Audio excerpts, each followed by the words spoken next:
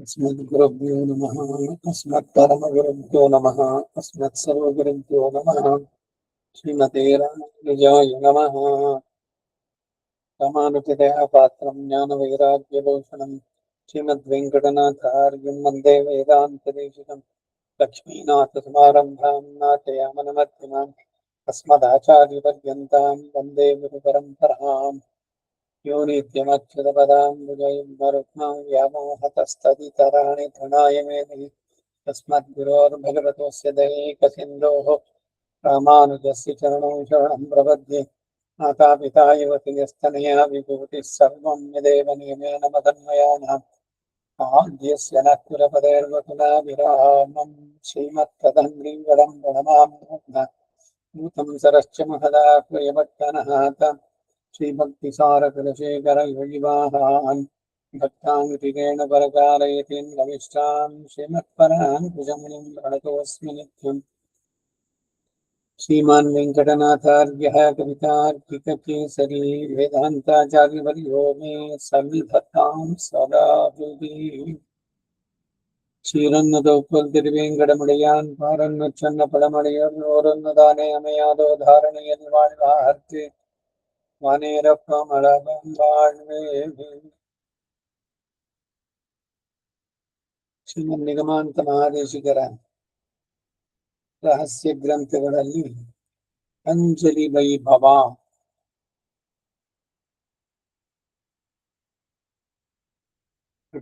ಇದರಲ್ಲಿ ಅನಂತ ನರಸಿಂಹಾಚಾರ್ಯ ಬರೆದಂತದ್ದು. இவ்வஞ்சலி பந்தர் உபமான சுகர்மத்துக்கு ருச்சி இருந்த போதே காலம் மற்றொரு கால விசேஷம் பார்த்திருக்க வேண்டாம் என்பதிடத்தை கதாபி என்று ಅರುಳಿச் செய்கிறார்.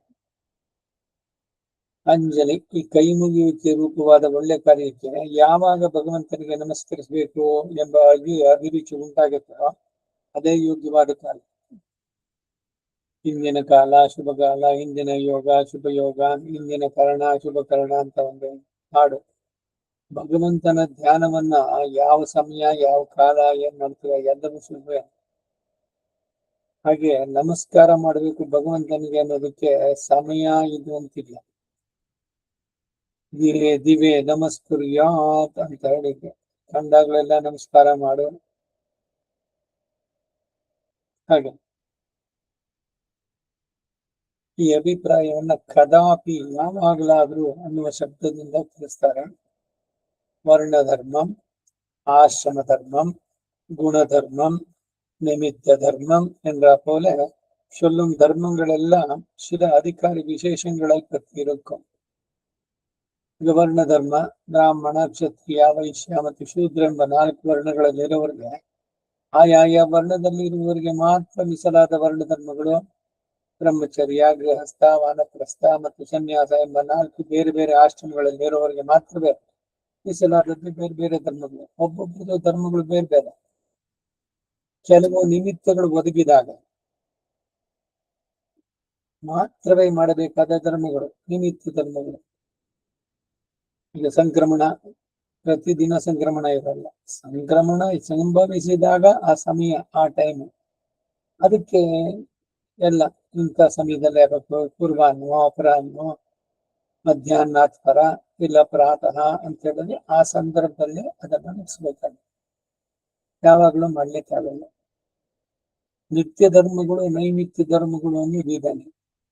ಈಗ ನಿತ್ಯ ಧರ್ಮ ಅನ್ನೋದು ಏನಂದ್ರೆ, ಈಗ ಅಮಾವಾಸ್ಯೆ ಅನ್ನೋದು ಪ್ರತಿ ತಿಂಗಳು ಕಡೆಯಲ್ಲಿ ಬಂದೇ ಬರುತ್ತೆ. ಅದರಲ್ಲಿ ಏನು ಬದಲಾವಣೆ ಇಲ್ಲ. ಕೃಷ್ಣ ಪಕ್ಷದ ಚತುರ್ದಶಿ ಆದ ಮಾರನೇ ದಿವಸ ಅಮಾವಾಸ್ಯೆ.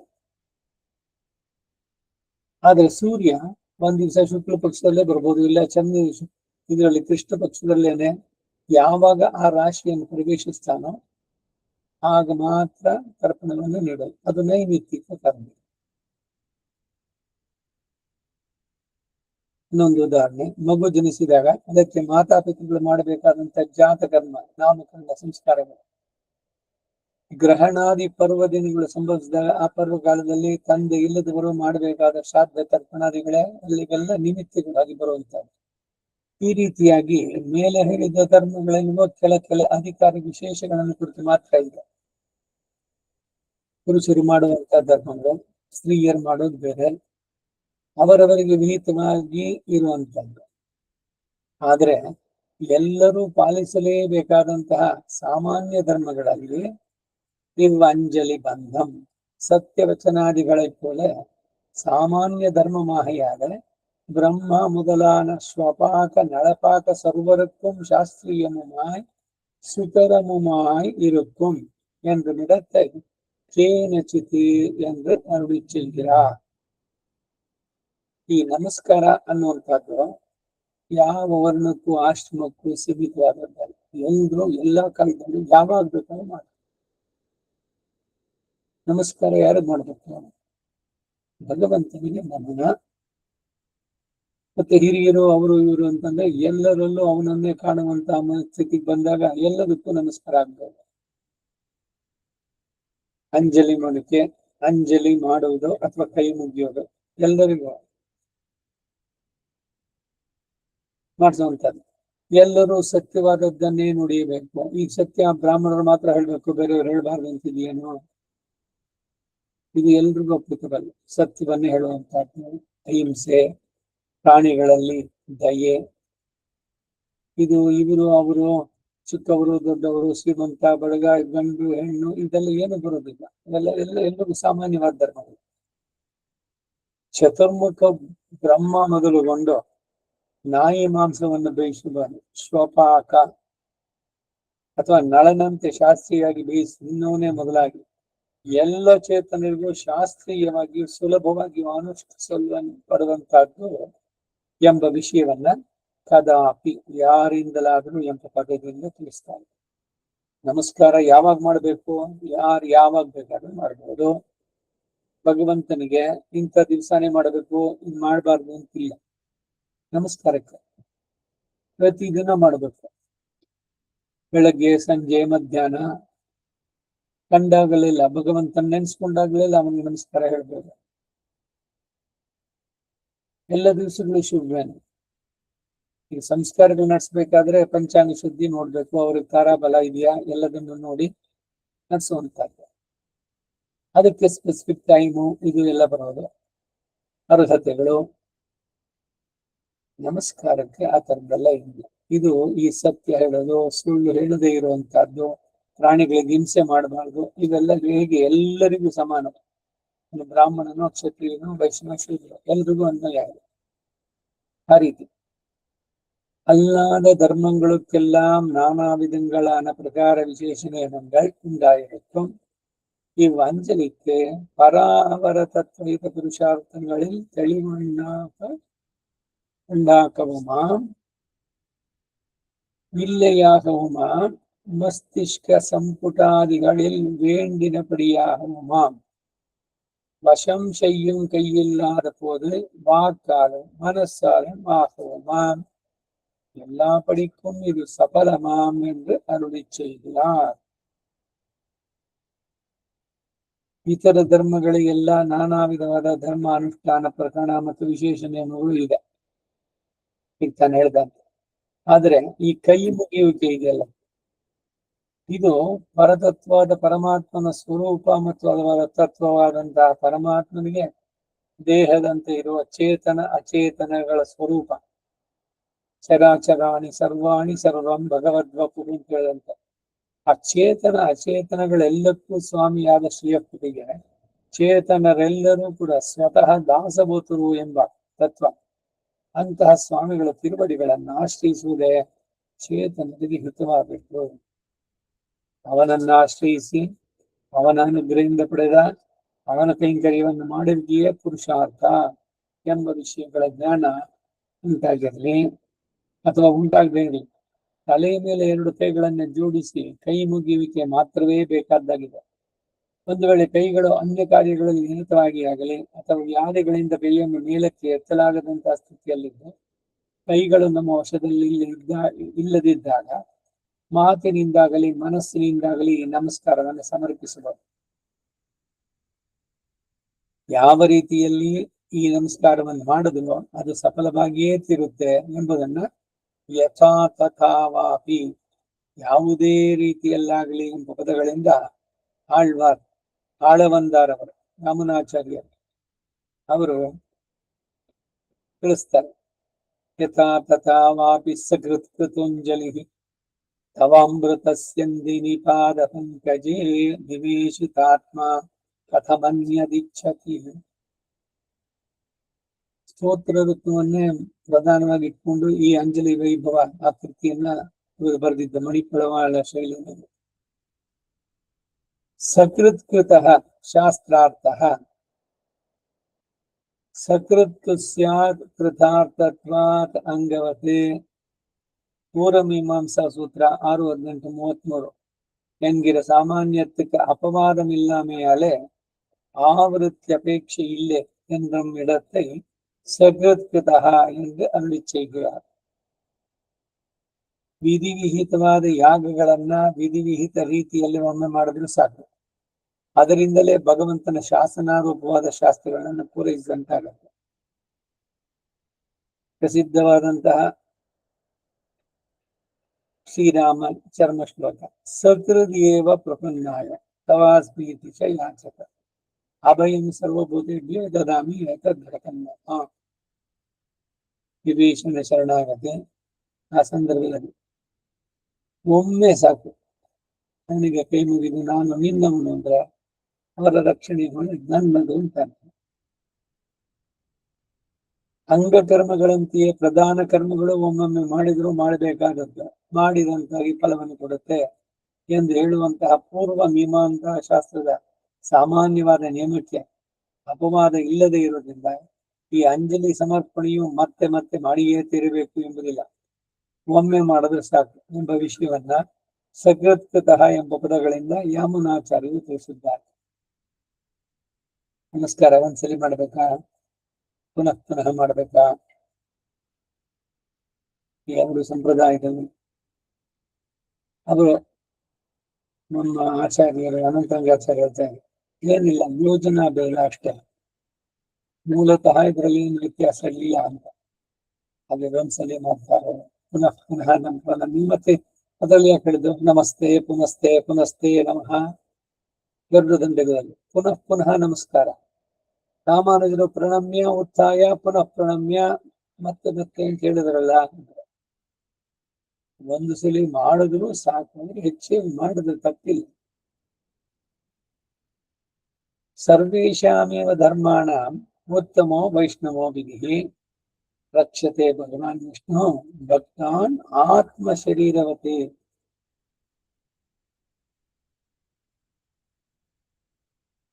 ಲೋಕರೂಢಿನಲ್ಲಿ ಎಲ್ಲರೂ ತಮ್ಮ ತಮ್ಮ ಶರೀರವನ್ನ ಬಹಳ ಪ್ರೀತಿಸ್ತಾರಲ್ವ. ನನ್ನ ಶರೀರವನ್ನ ನಾನ್ ಚೆನ್ನಾಗಿಟ್ಕೊಳ್ಳುವಷ್ಟು ಇನ್ಯಾರ್ದಾರ್ಗ ಅವ್ರು ಹೇಳ್ತೀನೇನೋ ಅಥವಾ ಮಾಡ್ಬೋದು, ಮಾಡೋದಿಲ್ಲ ಅಂತಿಲ್ಲ. ಆದ್ರೆ ತನ್ನದು ಅಂತ ಬಂದಾಗ ಮೊದಲು ನಂದು, ಆಮೇಲೆ ನನಗೆ ಸೇರಿದವರು, ನನ್ನ ತಂದೆ ತಾಯಿ ಹೆಂಡತಿ ಮಕ್ಕಳು ಇವರಿಗೆಲ್ಲ. ಹಾಗೆ ಆತ್ಮ ಶರೀರವತೆ ಅಂದ್ರೆ ಇಲ್ಲಿ ಹೇಗೆ ಸಹಜವಾಗಿ ಪ್ರತಿಯೊಬ್ಬ ದೇಹಿಯು ದೇಹವನ್ನು ಪಡೆದವನು ದೇಹಿ, ಶರೀರ ಇರುವಂತವನು ತನ್ನ ಶರೀರವನ್ನು ಎಷ್ಟು ಇಷ್ಟಪಡ್ತಾನೆ. ಅದು ಬಹಳ ರೋಗಗ್ರಸ್ತವಾಗಿ ಎಲ್ಲ ಆಗಿದ್ರು ಕೂಡ ಅವನಿಗೆ ನೀವು ತುಂಬಾ ರೋಗದಲ್ಲಿ ಇದ್ದೀರಿ, ಹೋಗ್ಬಿಡಿ ಬೇಗ ಅಂತಂದ್ರೆ ಬಿಡ್ತಾರೆ ಶರೀರನ. ಯಾಕೆಂದ್ರೆ ಮೋಹ. ಅದು ಎಷ್ಟೇ ಕೆಟ್ಟಿದ್ರು ಜೀರ್ಣವಾಗಿದ್ರು ಏನ್ ಕಾಣಿಸದೇ ಇದ್ರು ಕೂಡ ಶರೀರ ಇರ್ಬೇಕು. ಇದನ್ನೇ ಭಗವಂತನ ಮಾಯೆ ಅಂತ. ಯತ್ ಪ್ರಪತ್ಯಂ ವಿನಾ ಸರ್ವೈಹಿ ಯಸ್ಯ ಮಾಯಾ ದುರತ್ಯಯ. ಭಗವಂತನ ಮಾಯೆ ಅನ್ನೋದು ಇದೆ. ದೇಹಾತ್ಮ ಭ್ರಮೆ, ದೇಹವೇ ಆತ್ಮ ಅನ್ನುವಂಥದ್ದು. ಆ ದೇಹವನ್ನ ಚೆನ್ನಾಗಿ ಇಟ್ಕೊಳ್ಬೇಕು ಅನ್ನುವಂತ ಬಯಕೆ. ಒಂಚೂರು ಏನಾದ್ರು ಆಯ್ತು ಇಮಿಡಿಯೇಟ್ ಡಾಕ್ಟರ್ ಸ್ಪೆಷಲಿಸ್ಟ್ ತಪ್ಪಲ್ಲ. ಇಲ್ಲಿ ಏನು ಶ್ಲೋಕದ ಬಗ್ಗೆ ಅಂದ್ರೆ ಭಗವಾನ್ ವಿಷ್ಣು ಭಕ್ತಾನೆ ಆತ್ಮ ಶರೀರವತ ರಕ್ಷತೆ. ಯಾರು ನಮಸ್ಕಾರವನ್ನು ಮಾಡ್ತಾರೋ ಎರಡು ಕೈಯಿಂದ ಅಂಜಲಿ ಪರಮಾ ಮುದ್ರಾ ಸರ್ವಾಭೀಷ್ಟ ಪ್ರದಾಯಿನಿ, ಬೇಕಾದಷ್ಟು ಆಧಾರಗಳನ್ನು ಕೊಡ್ಬೋದು ಪ್ರಾಣಿಗಳು. ಎರಡು ಕೈಯನ್ನ ಸೇರಿಸಿ ಅದು ತಲೆ ಮೇಲೆ ಎತ್ಬಿಟ್ರಂತುವೆ ಅವರ ಋಣದಿಂದ ನಾನು ಬಿಡುಗಡೆನೇ ಆಗ್ಲಿಲ್ಲ ಅಂತಾನಂತೆ ಭಗವಂತ. ನಮಸ್ಕಾರಕ್ಕೆ ಅಷ್ಟು ಪ್ರಾಶಸ್ತ್ಯ. ಒಂದು ಕೈನಲ್ಲಿ ನಮಸ್ಕಾರ ಮಾಡೋದು, ಇದು ಪಾಶ್ಚಾತ್ಯರಿಂದ ಬಂದಿದ್ದು ಹಾಯ್ ಅನ್ನೋದು. ಈ ಗುತ್ತಿಗೆ ಮಠಾಧೀಶರು ಪುಸ್ತಕ ಬರೆದಿದ್ದು ನಮಸ್ಕಾರ ಅಂತ. ಅದ್ರಲ್ಲಿ ಯಾರಾದ್ರು ಒಂದ್ ಕೈನಲ್ಲಿ ನಮಸ್ಕಾರ ಮಾಡಿದ್ರೆ ಕೈ ಕತ್ತರಿಸ್ಬಿಡಿ ಅಂತಾರ. ಒಂದು ಕೈನ ನಮಸ್ಕಾರವೇ ಆಗ. ಇಂಗ್ಲಿಷ್ ನಲ್ಲಿ ಮಾತಾಡ್ಬೇಕು ಅಂತಂದಾಗ ಹಾಯ್ ಹಲೋ ಅನ್ನೋದು ಸರಿ. ಹಲೋ ಹಲೋ ಇದು ಇಂಗ್ಲಿಷ್ ಸಂಬೋಧನೆ. ನಿಜವಾಗ್ಲೂ ಅದ್ರ ಮೂಲಕ್ಕೆ ಹೋದ್ರೆ ಏನು ಅಂದ್ರೆ ಹಾಯ್, ಹಂಡೆ, ಹಂಜೆ, ಕೆಲಸದವಳನ್ನ ಕರೆಯೋದಳೆ ಬರೆಯಲಿ ಅಂತ ಕರೆಯೋ ಹಾಗೆ ತುಂಬಾ ನಿಕೃಷ್ಟವಾಗಿ. ಅದನ್ನು ಇಂಗ್ಲಿಷ್ ನಲ್ಲಿ ತುಂಬಾ ನಾವು ಮರ್ಯಾದೆಯಿಂದ ಹಲೋ ಅಂತ ಅಂತೀವಿ. ಹಲೋ ಅಂದ್ರೆ ಏನಲ್ಲೋ ಅಂದಂಗೆ. ಯಾವುದರ ಉಪಯೋಗ, ಯಾವುದರ ಹಿನ್ನೆಲೆ ಬಂದಿದೆ ಅವ್ರಿಗೆ ಸರಿಯಾದ ಹಲೋ ಅನ್ನೋದು. ನಮಸ್ಕಾರ ಅನ್ಬೋದಲ್ಲ, ಭಗವಂತನ ನಾಮ ಸಂಕೀರ್ತನೆ. ಜೈ ಶ್ರೀಮನ್ನಾರಾಯಣ ಓಂಕಾರ ಎಲ್ಲರೂ ಹೇಳಬಾರ್ದು. ಪ್ರಣವ. ಅದಕ್ಕಾಗಿ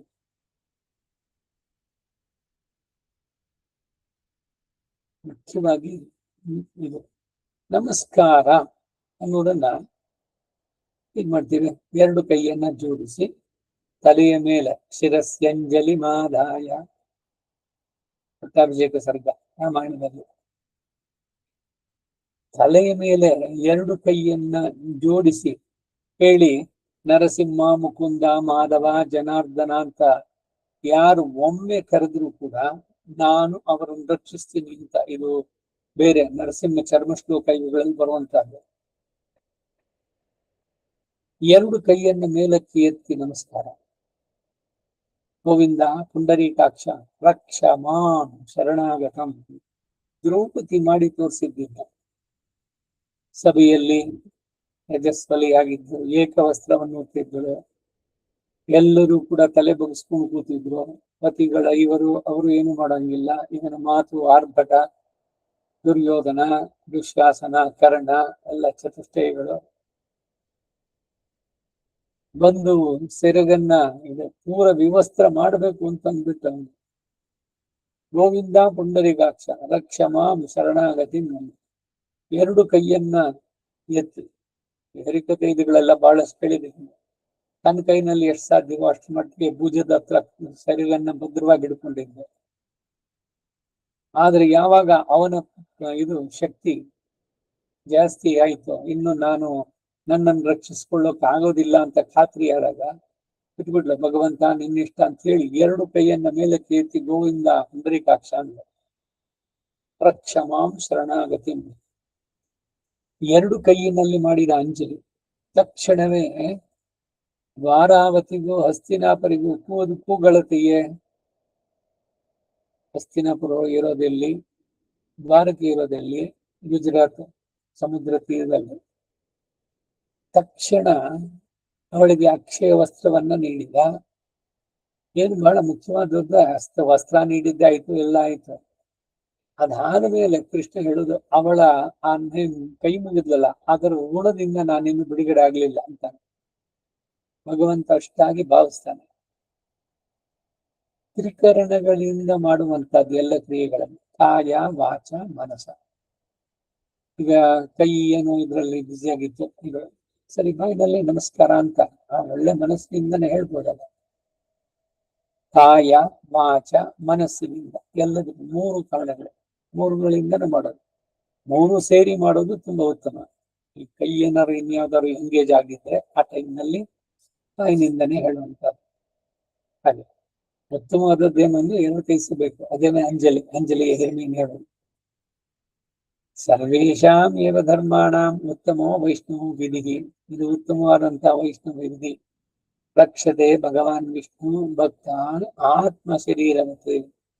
ಪ್ರತಿ ಒಂದೊಂದು ಶರೀರಿ ತನ್ನ ಆತ್ಮ, ಅದು ತನ್ನ ಶರೀರವನ್ನು ಜೋಪಾನವಾಗಿ ಅದನ್ನೇ ಶರೀರ ಅಂತ ಅನ್ಕೊಂಡು ಎಷ್ಟು ಎಚ್ಚರಿಕೆಯನ್ನು ನೋಡ್ಕೊಳ್ಳುತ್ತೆ, ಅದೇ ರೀತಿ ಭಗವಂತ ಯಾರು ಅವನಲ್ಲಿ ಕೈ ಮುಗಿದು ಪ್ರಾರ್ಥನೆ ಮಾಡಿರ್ತಾರೆ ಅಂತ ರಕ್ಷಿಸ್ತಾನೆ ಅಂತ இத்தியாதிகளாலே கர்மாந்தரங்களிற் காட்டில் அதிக பிரபாவங்களாக பிரசித்தங்களான ಸಮ್ಮಾರ್ಜನ ಉಪಲೇಖನ ಮಾಲಾಕರಣ ದೀಪಾರೋಪಣ ಪ್ರದಕ್ಷಿಣ ಪ್ರಣಾಮ ಸ್ತುತಿ ಸಂಕೀರ್ತನ ஜபாதிகளில் காட்டிலும் அதிகதமமாக அஞ்சலி பரமாமுத்ரா என்று சொல்லப்பட்ட இதன் சுரூபமும் கைகூப்பும் அளவே என்று தோத்துண கைக்காக அஞ்சலிகி என்கிறார்.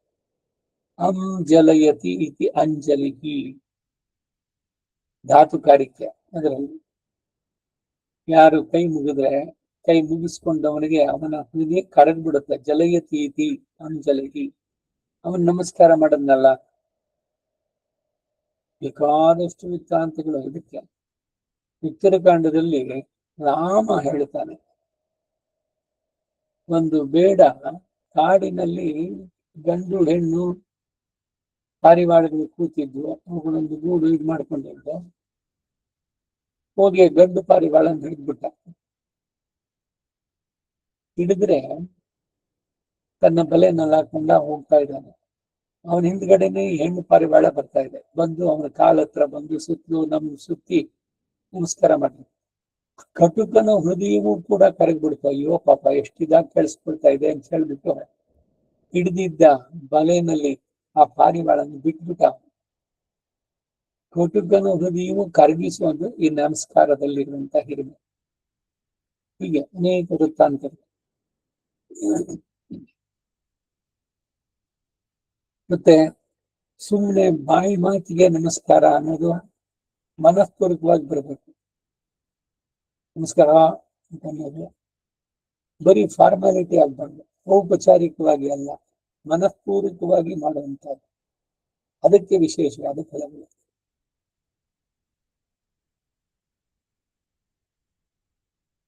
ಎಲ್ಲ ವಿಧವಾದ ಧರ್ಮಾಚರಣೆಗಿಂತ ವಿಷ್ಣು ಸಂಬಂಧವಾದ ಕೈಂಕರ್ಯವನ್ನು ಮಾಡುವ ಕ್ರಿಯಾಕಲಾಪದಿಂದ ಕೂಡಿದ ಧರ್ಮಾಚರಣೆ ಉತ್ತಮವಾದದ್ದು.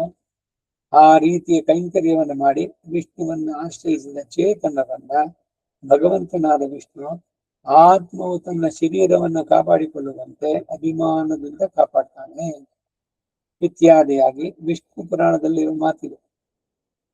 ಅದರಲ್ಲಿ ಹೇಳಿರುವಂತೆ ಇತರ ಧರ್ಮ ಅನುಷ್ಠಾನಗಳೆಲ್ಲಕ್ಕಿಂತಲೂ ಅಧಿಕವಾದ ಪ್ರಭಾವದಿಂದ ಕೂಡಿದ ಪ್ರಸಿದ್ಧವಾಗಿರುವ ದೇವಸ್ಥಾನವನ್ನ ಗೂಡಿಸೋದು, ಸಾರಿಸೋದು, ಭಗವಂತನ ಪುಷ್ಪಮಾಲಿಕೆಗಳನ್ನು ಗಟ್ಟಿ ಸಮರ್ಪಣೆ ಮಾಡೋದು, ದೀಪಗಳನ್ನು ಹಚ್ಚೋದು, ಧೂಪವನ್ನ ಬೆಳಗೋದು, ಇವೆಲ್ಲ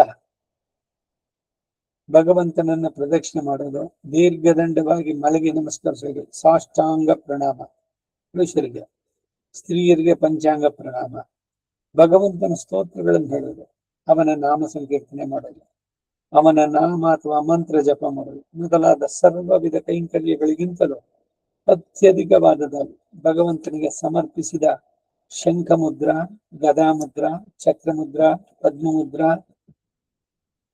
ಮೊದಲಾದ ಮುದ್ರೆಗಳೆಲ್ಲ ಅಂಜಲಿ ಎಂಬ ಈ ಮುದ್ರೆ ಪರಮಶ್ರೇಷ್ಠವಾದ ಬಹಳ ಮುಖ್ಯವಾದ ಮುದ್ರೆ ಎಂದು ಹೇಳಲ್ಪಟ್ಟಿದ್ದಾಗಿ ಇದು ಸ್ವರೂಪವಾದರೂ ಕೇವಲ 2 ಕೈಗಳನ್ನು ಜೋಡಿಸುವುದು ಮಾತ್ರವೇ ಎಂದು ತಿಳಿಸಪಡಬೇಕು ಎಂದೇನೆ ಅಂಜಲಿ ಅಂತ ಹೇಳ್ತಾರೆ. ಯೋಗದಲ್ಲಿ ಮುದ್ರೆಗಳ ಬಗ್ಗೆನೇ ಒಂದು ಶಾಸ್ತ್ರ ಇದೆ. ಹಸ್ತ ಸಾಮುದ್ರಿಕ ಅಂತ ಕೂಡ ಇದೆ. ಮುದ್ರೆಗಳು ಕೈನಲ್ಲಿ ಮಾಡುವಂತದ್ದು ಬಹಳಷ್ಟಿದೆ. ಯೋಗದಲ್ಲಿ ಹೇಳುತ್ತೆ ಚಿನ್ಮುದ್ರೆ, ಆದಿ ಮುದ್ರೆ ಅಥವಾ ಇದು ಹೆಬ್ಬೆರಳನ್ನ ಮಡಿಸಿ 4 ಬೆರಳಿಂದ ಕೈನ ಮುಚ್ಕೊಳ್ಳುವಂತದ್ದು ಆದಿ ಮುದ್ರೆ ಅಂತ. ಗರ್ಭಸ್ಥ ಶಿಶುವಿನ ಕೈ ಈ ರೀತಿ ಮುಚ್ಕೊಂಡಿರುತ್ತೆ ಅಂತ ಬೇರೆ ಬೇರೆ ಮುದ್ರೆಗಳು ಹೇಳುತ್ತೆ. ಸುರಭಿ ಮುದ್ರೆ, ಮೃಗ ಮುದ್ರೆ, ನಿವೇದನ ಇವುಗಳನ್ನು ಮಾಡಬೇಕಾದ್ರೆ ಭಗವಂತನಿಗೆ. ಹಾಗೆ ಬರುವುದರಲ್ಲಿ ಅಂಜಲಿ ಪರಮಾಮುದ್ರ, ಈ 2 ಕೈಯನ್ನ ಜೋಡಿಸಿ ಹೇಳುವಂತದ್ದು ಇದೆಯಲ್ಲ, ಇದು ಮುದ್ರೆಗಳಲ್ಲಿ ಅತ್ಯಂತ ಶ್ರೇಷ್ಠವಾದ ಮುದ್ರಾ ಪ್ರಕಾರ ಅಂತ. ಕಾಲಾಂತರத்தில் பலிக்கும் கர்மங்களை போலந்திற்கு இங்கு ஏஷா முத்ரா சமாத்யாதா திவ்யா சிரசோ நிருப அஞ்சலி பரமா முத்ரா ಕ್ಷಿಪ್ರಂ ದೇವ ಪ್ರಸಾದಿನಿ. ವಿಷ್ಣು ಧರ್ಮೋತ್ತರದಲ್ಲಿ 3:35, 115 ಅಲ್ಲಿ ಹೇಳಿರೋ ಈ ಶ್ಲೋಕ என்றும் பிரபாவத்தை ததைவ ಎಂದು ಅರುಳಿ செய்கிறார்.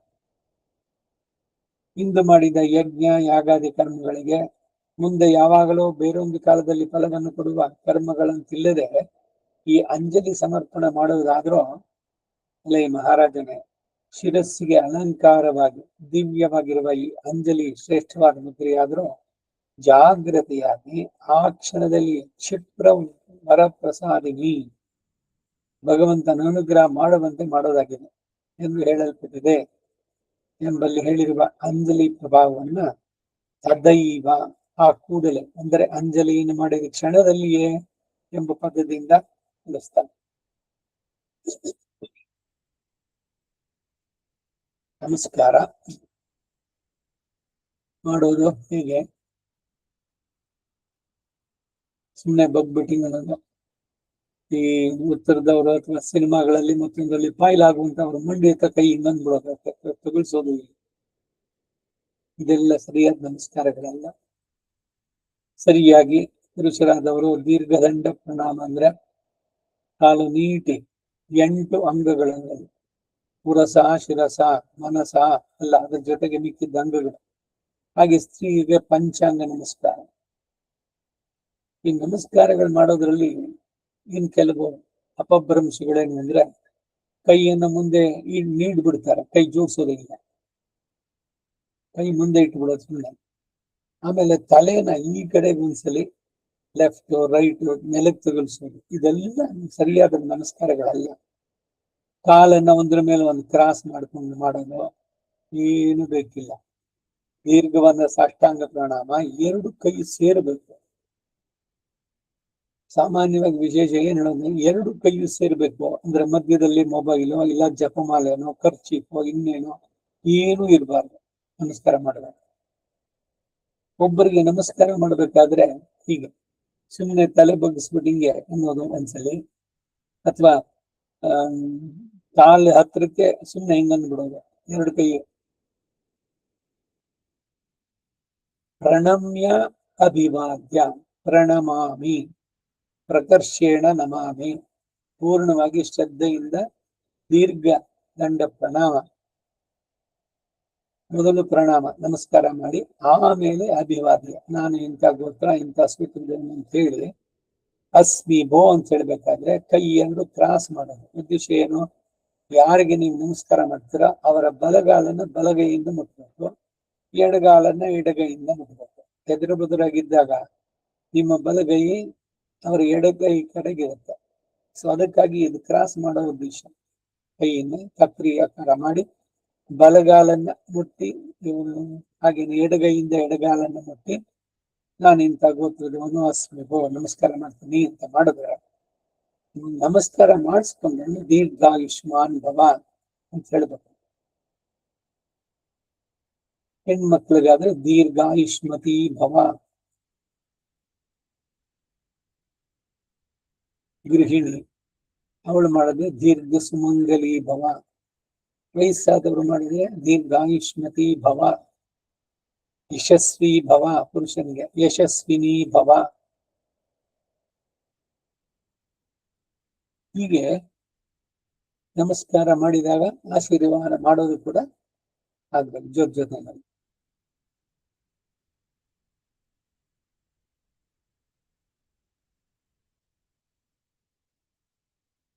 அசுபங்களை நசிப்பிக்கும் என்கிற அர்த்தத்தை முஷ்ணாதி என்று அருளி செய்ய வேண்டியது. என்னில் ஆஸ்திதனானவன் அநாதி வாசனாதிகளை மேலிட்டு சாம்சாரிக புண்ணிய பாப ரூபங்களான விலங்குகளை விடுவிக்க இசையாதொழியிலும் தமர்கள் கூட்டவல் வினையை நாசும் செய்யும் செதிர்மூர்த்தி திருவாய்மொழி 8:10-9 என்கிறபடியே பாலனை உபச்சந்தனம் பண்ணி அபத்தியத்தை பரிஹரிக்குமா போல ஒரு விறகாலே இவனுக்கு அனுகூலங்களாய் ஓர்த்தும் பந்துகளை கழிப்பும் என்றபடி ಈ ಕೈಮುಗಿಕೆಯಾದ್ರೂ ಅಶುಭಾನಿ ಮುಷ್ಣಾತಿ ಅಶುಭಗಳನ್ನ ಪರಿಹರಿಸುತ್ತೆ ಎಂದು ಯಾಕೆ ಹೇಳಿದ್ರು ಅಂದ್ರೆ ಅಶುಭಗಳನ್ನು ಹೋಗಲಾಡಿಸುತ್ತೆ ಎಂದು ನೇರವಾಗಿ ಹೇಳ್ಬೋದಾಗಿತ್ತಲ್ಲ ಅಂದ್ರೆ ಭಗವಂತನನ್ನು ಕೈ ಮುಗಿದು ಆಶ್ರಯಿಸಿದ ಚೇತನನಾದರೂ ತನ್ನ ಅನಾದಿಯಾದ ಕರ್ಮ ವಾಸನೆಗಳಿಂದ ಮೇಲೆ ಮೇಲೆ ಬರುತ್ತಿರುವ ಸಾಂಸಾರಿಕವಾದಂತಹ ಪುಣ್ಯ ಪಾಪ ರೂಪಗಳಾದ ಸಂಕೋಲೆಗಳನ್ನು ಬಿಡಿಸಿಕೊಳ್ಳಲು ತೊಳಲುತ್ತಿರುವಲ್ಲಿ ಆಶ್ರಿತರ ಸಂಘಕ್ಕೆ ಉಂಟಾಗುವ ಪ್ರಬಲವಾದ ಪಾಪಕೃತ್ಯಗಳನ್ನ ನಾಶಪಡಿಸುವ ಸಾಮರ್ಥ್ಯವುಳ್ಳ ಸ್ವಾಮಿ ಎಂದು ನಮ್ಮಾಳ್ವಾರವರು ಸ್ತುತಿಸಿದಂತೆ ತಮರ್ಗಳು ಕೂಟವಲ್ಮಿನೆಯೇ ನಾಶಂ ಶಯ್ಯಂ ಶದಿರ್ಮೂರ್ತಿ ತಿರುವಾಯ್ಮಣ್ಣಿನಲ್ಲಿ ತಿಳಿಸಿದಂತೆ ತನ್ನ ಆರೋಗ್ಯಕ್ಕೆ ತೊಂದರೆಯನ್ನುಂಟು ಮಾಡುವ ಅಪಥ್ಯವಾದ ವಸ್ತುಗಳನ್ನ ಕೂಡಿಸಿಕೊಡಬೇಕೆಂದು ಅಪೇಕ್ಷಿಸುವ ಬಾಲಕನಿಗೆ ಆ ವಸ್ತುವಿನಲ್ಲಿ ಗಮನ ಹೋಗದಂತೆ ಅವನ ಗಮನವನ್ನ ಬೇರೊಂದೆಡೆಗೆ ಹರಿಸುವಂತೆ ಮಾಡಿ ಅವನಿಗೆ ಅಪಥ್ಯ ವಸ್ತುವನ್ನು ಕೊಡದಂತೆ ಮಾಡಿ ಬಾಲಕನನ್ನ ಸಂರಕ್ಷಿಸುವಂತೆ ಯಾವುದೋ ಒಂದು ಕಾರಣದಿಂದ ಆಶ್ರಿತನಿಗೆ ಅನುಕೂಲನಾಗಿ ತೋರುವಂತಹ ಸಂಸಾರ ಬಂಧಕ್ಕೆ ಒಳಗು ಮಾಡುವ ವಿಷಯಗಳಿಂದ ಆಶ್ರಿತರ ಮನಸ್ಸನ್ನು ಬೇರೊಂದೆಡೆಗೆ ಬಲಾತ್ಕರಿಸಿ ಸೆಳೆದು ಈ ಅಂಜಲಿ ಕ್ರಿಯೆಯು ರಕ್ಷಿಸುತ್ತೆ ಎಂಬುದನ್ನು ತಿಳಿಸಲೆಂದೇ ಆಳಬಂದಾರರು ಅಶುಭಾನಿ ಮುಷ್ಣಾತಿ ಅಶುಭಗಳನ್ನ ಆಶ್ರಿತರ ಗಮನಕ್ಕೆ ಬಾರದಂತೆ ಅಪಹರಿಸುತ್ತೆ ಅಂತ ಹೇಳ್ತಾರೆ. ಮೂಲತಃ ಈ ಅಂಜಲಿಯ ಕೃತಿಗೆ ಯಾಮುನಾಚಾರ್ಯರ ಸ್ತೋತ್ರತ್ವೇ ಮೂಲ ಆಧಾರ. ಅಲ್ಲಿ ಶ್ಲೋಕಗಳನ್ನೇ ಉದಾಹರಿಸಿ ಹೇಳ್ಬಿಟ್ಟು ಅದಕ್ಕೆ ವ್ಯಾಖ್ಯಾನವನ್ನ ಮಣಿಪ್ರವಳದಲ್ಲಿ ದೇಶಿಕರು ಬರೆದಿದ್ದಾರೆ. ಹಿಂಗೆ சொல்லுகிற அசுபங்களாவன பிராப்தி விரோதிகளான கர்மங்களாதல் உபாயாதிகளை விரோதிக்கும் கர்மங்களாதல் என்று ಯಥಾಧಿಕಾರಂ ಕಂಡುಕೊಂಡದು.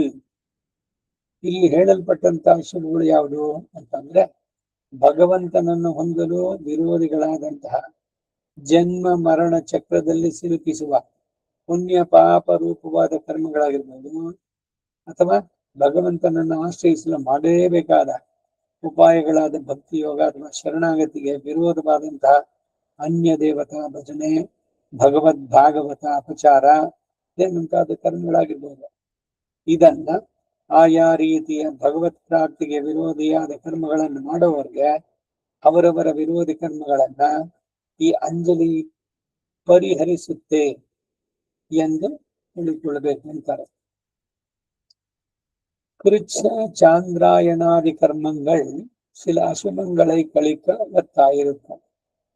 இது அப்படி என்ன சர்வ அனிஷ்டங்களை கழிக்க மாத்திரவல்லவே என்று விடத்தை அசேஷதா என்று அருளி செய்கிறார்.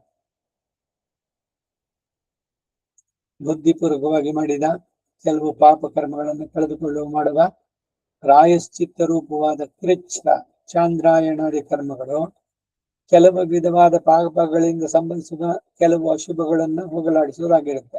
ಆದ್ರೆ ಈ ಅಂಜಲಿ ಸಮರ್ಪಣ ರೂಪವಾದ ಕ್ರಿಯೆಯಾದನೋ ಅವುಗಳಂತೆ ಕೆಲ ಅಶುಭಗಳನ್ನು ಮಾತ್ರವೇ ಹೋಗಲಾಡಿಸುವುದಲ್ಲ, ಅಂಜಲಿ ಮಾಡಿದವನು ಎಲ್ಲ ವಿಧವಾದ ಅನಿಷ್ಟಗಳನ್ನು ಪೂರ್ಣವಾಗಿ ಅಶೇಷತಃ ಒಂದು ಚೂರು ಬ್ಯಾಲೆನ್ಸ್ ಇಲ್ಲದಂತೆ, ಶೇಷ ಇಲ್ಲದಂತೆ ಪೂರ್ಣವಾಗಿ ಹೋಗಲಾಡಿಸುವುದು. ಅದನ್ನ ಈ ಅಶೇಷತಃ ಅಶುಭಾನಿ ಮುಷ್ಣಾತಿ ಎಂಬ ಪದದಿಂದ ಹೇಳ್ತಾರೆ. அனிஷ்டங்களை கழிக்கும் அளவே என்று அது முதலாக தோன்றி தொன்மாவில் மாவல் வினை தொடர்களை முதல் அறுத்து நின்னு மாதாள் சேர்ந்து திருவாய்மொழி 3:2 இத்தியாதிகளிற்படியே இஷ்ட பிராப்தி பர்யந்தமாகும் என்புமிடத்தை ಶುಭಾನಿ ಪುಷ್ಣಾತಿ ನಜಾತು ಹೀಯತೆ ಸ್ತೋತ್ರದಲ್ಲಿ ಅರುಳಿ செய்கிறார்.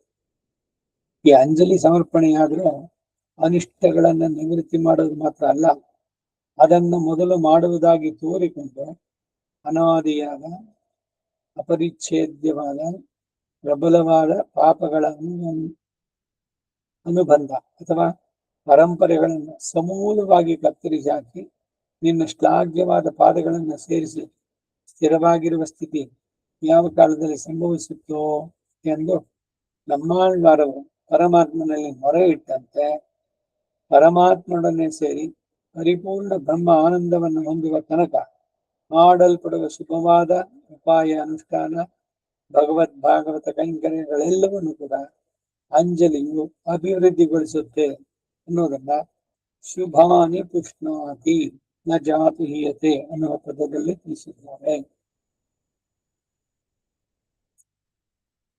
ಹಿಂಗೆ ശുഭങ്ങളാവന പരിപൂർണ ഭഗവതനും അതിൻ ഉപായമും അതിൻ പരികരമും അതിൻ അധികാരമും കൃതോപായനുடைய സ്വയം പ്രയോജന കൈങ്കര്യമും ಇವತ್ತೈ ಪುರುಷಮಾಹ ಕೈ ಯಾವುದು ವಿಲಕ್ಷ್ಯವಾದ ತಲೆಕಟ್ಟುಗೈ. ಅಂಜಲಿಯನ್ನು ಅಭಿವೃದ್ಧಿಗೊಳಿಸುವ ಶುಭಗಳು ಯಾವುದು ಅಂದ್ರೆ ಪರಿಪೂರ್ಣವಾಗಿ ಭಗವಂತನನ್ನು ಅನುಭವಿಸಂತೆ ಮಾಡೋಕೆ, ಅದನ್ನು ಪಡೆಯಲು ಮಾಡಬೇಕಾದ ಶರಣಾಗತಿ ಎಂಬ ಉಪಾಯಗಳನ್ನು ಅನುಷ್ಠಿಸಂತೆ ಮಾಡಬೇಕು. ಆ ಉಪಾಯ ಅನುಷ್ಠಾನಕ್ಕೆ ಬೇಕಾದ ಒಂದು ಭಗವಂತನಿಗೆ ಅನುಕೂಲವಾದದ್ದನ್ನೇ ಮಾಡ್ತೇನೆ. ಆನುಕೂಲ್ಯಸ್ಯ ಸಂಕಲ್ಪ ಪ್ರಾತಿಕೂಲ್ಯ ವರ್ಜನಂ, ಅವನಿಗೆ ವಿರೋಧವಾದ ಅನ್ಯ ದೇವತಾ ಭಜನ ಭಾಗವತ ಪ್ರಚಾರವೇ ಮೊದಲಾದ ಪ್ರತಿಕೂಲವಾದ ಕೆಲಸಗಳನ್ನು ಮಾಡದೇ ಇರೋದು ಎಂಬ ಪ್ರಾತಿಕೂಲ್ಯ ವರ್ಜನ. 3, ಭಗವಂತನಲ್ಲಿ ಶರಣು ಹೋದರೆ ಅವನು ರಕ್ಷಿಸಿಯೇ ತೀರುತ್ತಾನೆ ಎಂಬ ಮಹಾವಿಶ್ವಾಸದಿಂದ ರಕ್ಷಿಷ್ಯತಿ ಇತಿ ವಿಶ್ವಾಸ. 4, ಭಗವಂತನನ್ನು ಪಡೆಯಲು ತಾನು ಮಾಡಬೇಕಾಗಿದ್ದ ಕರ್ಮಯೋಗ, ಜ್ಞಾನಯೋಗ, ಭಕ್ತಿಯೋಗಗಳನ್ನು ಅನುಷ್ಠಿಸದೆ ತಾನು ಅಶಕ್ತ ಎಂಬುದನ್ನು ಪರಮಾತ್ಮನಲ್ಲಿ ತಿಳಿಸಿ ತನ್ನನ್ನು ತಾನು ರಕ್ಷಿಸಿಕೊಳ್ಳಲು ವೇದ ಮಾರ್ಗವು ಬೇರೆ ಇನ್ಯಾವ ಮಾರ್ಗನೂ ಸಿಗಲ್ಲ, ಬೇರೆ ವೇದದಲ್ಲಿ ಹೇಳಿದ್ದೇ ಇಲ್ಲ. ಅಂಜಲಿ ಪರಮಮುದ್ರ, ತಾನು ಅಕಿಂಚನ ಅನನ್ಯಗತಿಗ ಎಂಬುದನ್ನ ತಿಳಿಸುವ ಪಾರ್ಪಣ್ಯ ಉಕ್ತಿಯಿಂದ ಕೂಡಿದವನಾಗಿ. 5, ತನ್ನನ್ನು ಪರಮಾತ್ಮನೇ ತಾನು ಮಾಡಬೇಕಾದ ಭಕ್ತಿವಾದಗಾದಿಗಳಲ್ಲಿ ಸ್ಥಾನದಲ್ಲಿದ್ದು ರಕ್ಷಿಸಬೇಕು ಅಂತ ಪ್ರಾರ್ಥಿಸಿ ತನ್ನ ರಕ್ಷಣೆ ಹೊಣೆಯನ್ನ ಪರಮಾತ್ಮನಲ್ಲಿ ಸಮರ್ಪಿಸಬೇಕಾಗಿದೆ. ಇದಕ್ಕೆ ಆತ್ಮನಿಕ್ಷೇಪ ಎಂಬ ಪರಿಕಾರಗಳನ್ನ, ಆ ಉಪಾಯ ಅನುಷ್ಠಾನಕ್ಕೆ ಬೇಕಾದ ಅಧಿಕಾರವನ್ನ ಉಪಾಯ ಅನುಷ್ಠಾನ ಮಾಡಿದವನಿಗೆ ಸ್ವತಃ ಪ್ರಯೋಜನವಾದಂತಹ ಭಗವತ್ ಕೈಂಕರ್ಯವನ್ನ ಉಂಟು ಮಾಡುವಿಕೆ ಮುಂತಾದ ಅಂಜಲಿ ಮಾಡುವವನಿಗೆ ಉಂಟಾಗುವಂತಹ ಶುಭಗಳು, ಇವುಗಳನ್ನ ಅಭಿವೃದ್ಧಿಗೊಳಿಸುವುದು ಅಂದ್ರೆ ಇವುಗಳಿಗೆ ಬರುವ ವಿಘ್ನಗಳನ್ನು ನಿವಾರಿಸಿ ಇವುಗಳನ್ನು ಅನುಷ್ಠಿಸಿ ಆನಂದವನ್ನು ಪಡೆಯುವಂತೆ ಮಾಡುವುದು.